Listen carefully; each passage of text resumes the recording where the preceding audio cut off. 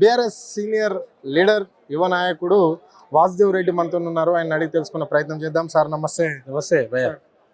ముఖ్యమంత్రి రేవంత్ రెడ్డి నిన్న ఖమ్మం సభలో బీఆర్ఎస్ దిమ్మెలు కూల్చేయాలి, బీఆర్ఎస్ పార్టీని పాతాళంలో దొక్కాలి, ఎక్కడ పోస్టర్ కంపేసినా చించేయాలని చెప్పేసి ఆయన కాంగ్రెస్ శ్రేణులకు చెప్పడం జరుగుతుంది. మరి దీన్ని ఎట్లా చూస్తారు మీరు? ప్రజలకు, యావత్ రాష్ట్ర ప్రజలకే చెప్తున్నాడు, దీన్ని ఎట్లా చూస్తారు మీరు? ముఖ్యమంత్రి ఒక అజ్ఞానిలా మాట్లాడుతూ ఉన్నాడు. ఒక రాజ్యాంగబద్ధమైన పదవిలో ఉండి ఈ రాష్ట్రానికి హోంమంత్రి కూడా తనే, ఈ రాష్ట్రానికి ముఖ్యమంత్రిగా ఉండి ఒక పార్టీ, రాజకీయ పార్టీ దిమ్మలను కూల్చాలని పిలిపిస్తే ఈ యొక్క రాష్ట్రంలో ఉన్న కాకి బుక్ ఏం చేస్తుంది? కాకి బుక్ ఊరుకోదు కదా. కాకి బుక్ చట్టం ప్రకారం ముందుకు పోతుంది కదా.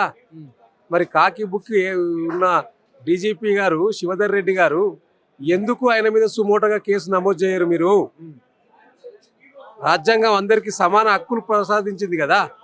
చట్టం ఎవరికి చుట్టం కాదు కదా. చట్టంలో అందరు సమానమే కదా. ముఖ్యమంత్రి అయినా, రాష్ట్ర సచివాలయంలో పనిచేసే చెప్రాస్ అయినా చట్టం అందరికీ సమానమే కదా. మరి సమానమైనప్పుడు రాష్ట్ర ముఖ్యమంత్రి గారు ఒక రెండు పార్టీల మధ్య వైషమ్యాలు సృష్టించే విధంగా మాట్లాడుతా అంటే ఏం చేస్తూ ఉన్నారు? ఈ రాష్ట్రంలో ఏం నడుస్తూ ఉన్నది? అసలు ఏం రాజ్యాంగం నడుస్తూ ఉన్నది? అంబేద్కర్ రాజ్యాంగం లేదు ఈ రాష్ట్రంలో. అనుముల రేవంత్ రెడ్డి రాజ్యాంగం ఉన్నట్టు కనిపిస్తూ ఉన్నది. చట్టం చుట్టం అయిపోయింది. చట్టం ఉన్నోళ్ళకి ఒక న్యాయం, లేనోళ్ళకి ఒక న్యాయమా? మీరు సుమోటో కేసు అని చెప్తున్నారు. గతంలో కూడా బీఆర్ఎస్ నాయకులు గ్రామాలల్లో ఎవరు గల్లెగిరేసినా కానీ, ఎవరు ఒక్క మాట్లాడినా కానీ చెట్టుకు ఏలాడేసి కొట్టాలి, వాళ్ళ లాగులలో తొండలు ఇడవాలి అని చెప్పేసి ఇక్కడ గతంలో కూడా చెప్పిండు. మరి అప్పుడు ఏమన్నా కేసులు అయినాయా? మేము అదే అడుగుతున్నాం. ఈ రాష్ట్ర ప్రభుత్వంలో ఉన్న పోలీసు వ్యవస్థను అడుగుతా ఉన్నాం.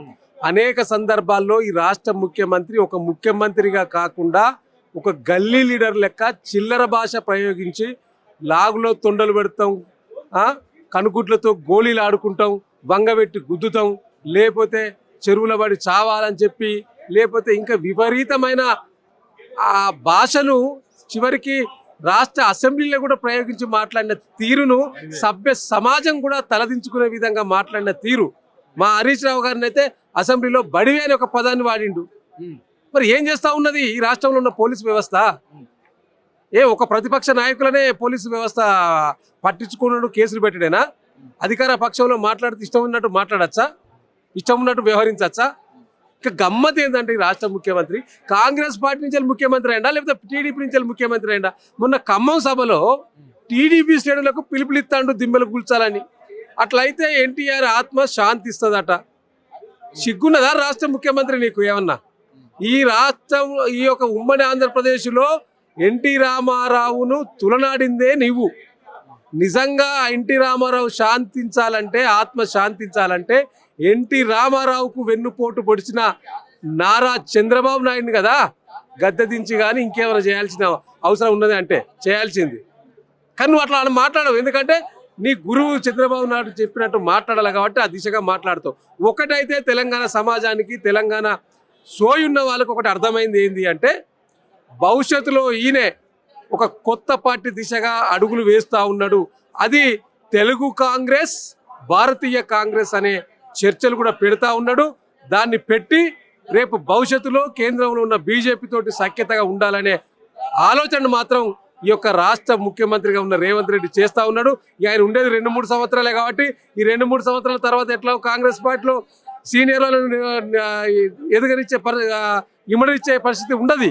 సో భవిష్యత్తులో బీజేపీతో సఖ్యతగా ఉండాలంటే ఒక ప్రత్యేక ఇండిపెండెంట్గా ఆంధ్రప్రదేశ్ రాష్ట్రంలో జగన్మోహన్ రెడ్డి గారు ఎట్లయితే ఉన్నదో తెలంగాణ రాష్ట్రంలో కూడా ఆ తీరుగా ఒక రాజకీయ పార్టీకి అయితే పావులు కదుపుతున్నట్టు స్పష్టంగా కనిపిస్తూ ఉన్నది. వాసుదేవ్ రెడ్డి గారు టార్గెట్ చేసే రేవంత్ రెడ్డి అని బీఆర్ఎస్ నాయకులు మీరు అంటుంటారు.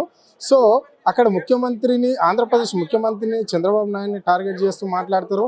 అంటే ఇక్కడ రేవంత్ రెడ్డి తొత్తు అని మాట్లాడుతుంటారు. ఆయన నిండు అసెంబ్లీలో కూడా చెప్పాడు కదా, నేను తెలంగాణ కట్టుబడి ఉన్న నా చివరి రక్తం బిందు కూడా తెలంగాణ గురించి పోరాటం చేస్తుంది, ఇది హానా దేవుని మీద ఒట్టు అని నిండు అసెంబ్లీలో చెప్పిండు. మరి దీన్ని ఎట్లా చూడాలి? హానా అంటే తెలంగాణ ద్రోహిగా ఉన్న ఆనా అని చెప్పినట్టు అర్థం. తెలంగాణ ప్రాంత ప్రయోజనాలు కాపాడదానే హానా కాదు. ఎందుకంటే తెలంగాణ ఉద్యమం జరిగినప్పుడు రైఫిల్ రెప్యూటీగా నీకు పేరున్నది కదా. రైఫిల్ పట్టుకొచ్చి తెలంగాణ ఉద్యమకాలను బెదిరించే చరిత్ర నీది కదా. నీకు తెలంగాణ మీద సోయి లేదు ఒకటి, తెలంగాణ ప్రాంతం మీద అవగాహన లేదు. నీకు ఏ బేసిన్ ఏది దేంట్లో వస్తుందో తెలియదు, గోదావరి బేసిన్ ఏందో తెలియదు, కృష్ణా బేసిన్ ఏందో తెలియదు. నువ్వు తెలంగాణ ప్రాంతం పట్ల నీకు సోయి ఉన్నదంటే నమ్మేటోడు ఉన్నాడా ఈ రాష్ట్రంలో? నిజంగా సోయి ఉంటే నీ ఖమ్మం సభలో నీ మాట్లాడిన తీరే తెలుస్తా ఉన్నది కదా. నువ్వు ఎవరి ప్రయోజనాల కోసం పనిచేస్తా ఉన్నావు? తెలంగాణ రాష్ట్ర ప్రయోజనాల కోసం పనిచేస్తున్నావా, లేకపోతే ఆంధ్ర ప్రాంత ప్రయోజనాల కోసం పనిచేస్తున్నావా, నీ యొక్క సొంత ప్రయోజనాల కోసం పనిచేస్తున్నావా అనేది నీ మాటల్లో తేలిపోయింది కదా. మేము పదే పదే ఆరోపించింది వాస్తవం తేలింది కదా. బనకచెర్ల, పోలవరం, నల్లమల్ల సాగర్, పనకచెర్ల ప్రాజెక్టు ద్వారా నీళ్లు తరలించకపోతున్నారని మేము ఆరోపిస్తే లేదు లేదు లేదు అని చెప్పిండ్రు. మరి మొన్న మాట్లాడిన తీరు తెలుస్తా ఉన్నది కదా. నీ ప్రేమ అంతా ఎక్కడున్నది? నీ ప్రేమ ఎవరి మీద ఉన్నది? ఎవరి ప్రయోజనాల కోసం పనిచేస్తున్నావు అని తెలంగాణ సమాజం ప్రశ్నిస్తా ఉన్నది నిన్ను. కాబట్టి తస్మత్ జాగ్రత్త రేవంత్ రెడ్డి.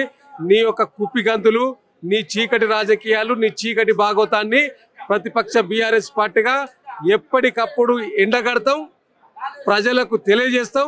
అందుకనే మేము చాలా చాలా చెప్తా ఉన్నాం. ఇలా ఈ రాష్ట్రంలో ఒక దండుపాల్యం మూట తయారైంది. ఈ రాష్ట్ర క్యాబినెట్ ఒక దండుపాల్యం మూట. ఎందుకంటా ఉన్నానంటే ఈ మాట అనేక సందర్భాలలో బయట పెట్టుకున్నారు. మేము చెప్పడం కాదు, మీ వాటాల కోసం కొట్లాటం చేసుకున్నారు కదా. ఎవరి వాటా ఎంత అని చెప్పి రెగ్యులర్గా కొట్లాట జరుగుతున్నది కదా. ప్రధాన పత్రికల్లో, నీకు అనుకూలమైన పత్రికల్లో వార్తలు రాస్తా ఉన్నారు కదా. నీ చెత్త పలుకు రాధాకృష్ణ రాస్తా ఉన్నాడు కదా. అవన్నీ ముచ్చట్లు. ఏ మంత్రి ఏంది, ఈ బొగ్గు కుంభకోణం ఏంది, సమ్మక్క సారక్క కాంట్రాక్ట్ విషయంలో మీరు మాట్లాడుకున్న తీరేంది, జూపల్లి కిషన్ డిపార్ట్మెంట్లో ఒక లేబుల్ కోసం కొట్లాడుకున్న తీరేంది, ఇవన్నిటిని కూడా నేను చెప్పడం కాదు, స్వయంగా సురేఖ మంత్రి సొంత కూతురే చెప్పింది కదా బయటకు వచ్చి. ఇవన్నీ మీరు బయట పెట్టుకున్న దాన్ని మేము కొద్దిగా సబ్జెక్టును ఆరాధీసి ప్రజలకు వివరిస్తూ ఉన్నాం. అదే కదా ఇలా రాష్ట్రంలో కుంభకోణం జరుగుతున్నది, కొబ్బు కుంభకోణం. చివరిగా చెప్పండి, ఇక్కడ ఫోన్ ట్యాపింగ్ కేసులో హరీష్ రావు అరెస్ట్ అవుతుండా, కేటీఆర్ అవుతుండా, మాజీ ముఖ్యమంత్రి కేసీఆర్ అవుతుండా? ఎవరు అవుతున్నారు అరెస్ట్? ఫోన్ ట్యాపింగ్ లో ఏ రాజకీయ నాయకుడిని అరెస్ట్ చేసే అధికారం కాంగ్రెస్ పార్టీకి లేదు. ఎందుకంటే ఫోన్ ట్యాపింగే జరగలేదు. ఇదంతా కాంగ్రెస్ ప్రభుత్వం యొక్క సృష్టి. కాంగ్రెస్ ముఖ్యమంత్రి రేవంత్ రెడ్డి యొక్క ఆడుతున్న డ్రామా, డైవర్షన్ డ్రామా. ఇలా ఈ యొక్క కాంగ్రెస్ ప్రభుత్వం ఆత్మ పరిశీలనలో పడ్డది. ఎప్పుడు వారికి ఇబ్బందికరమైన పరిస్థితి తలెత్తిన ఈ రాష్ట్రంలో ప్రజల నుంచి వ్యతిరేకత భావ వచ్చినా దాని నుంచి వెళ్ళి తప్పించుకోవడానికి ఇట్లాంటి డ్రామాలు ఆడుతూ ఉంటుంది, నోటీసులు ఇస్తూ ఉంటుంది, లేకపోతే కమిషన్లు వేస్తూ ఉంటుంది, పిలిపిస్తూ ఉంటుంది. నాడు కాళేశ్వరం కమిషన్ మీద కేసీఆర్ గారిని పిలిపించిన, ఆ తర్వాత ఫార్ములా ఈ కార్ రేస్ పేరు మీద కేటీఆర్ గారిని పిలిపించిన, ఏసీబీ అనేక సార్లు పిలిపించిన, నోటీసులు ఇచ్చిన, అన్నిటినీ న్యాయపరంగా ఎదుర్కొంటాము. మాకు చట్టం మీద, న్యాయం మీద నమ్మకం ఉన్నది. కానీ ఈ కాంగ్రెస్ ప్రభుత్వం మీద నమ్మకం లేదు, కాంగ్రెస్ పార్టీ మీద నమ్మకం లేదు. మీ యొక్క కుట్రలను, కుతంత్రాలను తప్పకుండా తెలంగాణ ప్రజల పక్షంలో ఉండి, ప్రజాక్షేత్రంలో ఉండి ఛేదిస్తాం. ఈ యొక్క కేసులకు, అక్రమ నోటీసులకు భయపడేటోడు ఎవరు లేడు. తెలంగాణ ఉద్యమంలో అనేక సార్లు కేసులకు మేము వెరవలేదు, ఉద్యమాలలో అనేక సార్లు జైళ్ల పాలైనా కూడా భయపడలేదు. నేడు కూడా మీ కాంగ్రెస్ ప్రభుత్వంలో చేస్తున్న తీరును మేము ఎప్పుడు కూడా భయపడం. తప్పకుండా వీటన్నిటిని ఎదుర్కొంటాం. మీరిచ్చిన హామీలను, మీరిచ్చిన 6 గ్యారంటీలు, 13 అంశాలు, 100 రోజుల్లో చేస్తున్న అంశాల పట్ల తప్పకుండా ప్రజల మధ్యలకు ఈడ్చుకొచ్చి దోషిగా నిలబెట్టే బాధ్యతను మాత్రం తప్పకుండా మేము పోషిస్తాం. కాబట్టి ఇట్లాంటి బెదిరింపులకు, ఇట్లాంటి అక్రమ కేసులకు, నోటీసులకు భయపడే ప్రసక్తే లేదు. Thank you. ఇది పరిస్థితి. అంటే ఇక్కడ జరుగుతున్నాయి, కావాలనే డైవర్షన్ పాలిటిక్స్ చేస్తున్నాడు రేవంత్ రెడ్డి. అక్రమ కేసులు పెట్టడమే ఆయన ఒక లక్ష్యంగా పెట్టుకున్నాడు. 6 గ్యారంటీల విషయము పక్కకు వదిలేసి వాళ్ళు చేస్తున్న మంత్రులు ఏదైతే అరాచకాలు చేస్తున్నారో అందులో వాళ్ళకి ఐక్యత లేకుండా వాళ్ళే రోడ్డు మీదకి వచ్చి గొడవలు పెట్టుకుంటున్నారు అని చెప్పేసి ఆయన స్పష్టంగా చెప్పడం అనేది జరిగింది. వాళ్ళు చేసే అరాచకాలను మేము ప్రజలకు తెలుపుతున్నాం కాబట్టి మా మీద కేసులు పెడుతున్నారు. ఇలాంటి కేసులు ఎన్ని పెట్టినా బీఆర్ఎస్ పార్టీ ఎంటకయ్యేది లేదు, బెదిరేది లేదు అని చెప్పేసి ఆయన స్పష్టంగా చెప్పడం అనేది అయితే జరిగింది. కెమెరా పర్సన్ రవితో అరుణ్, ఆద్య టీవీ, హైదరాబాద్.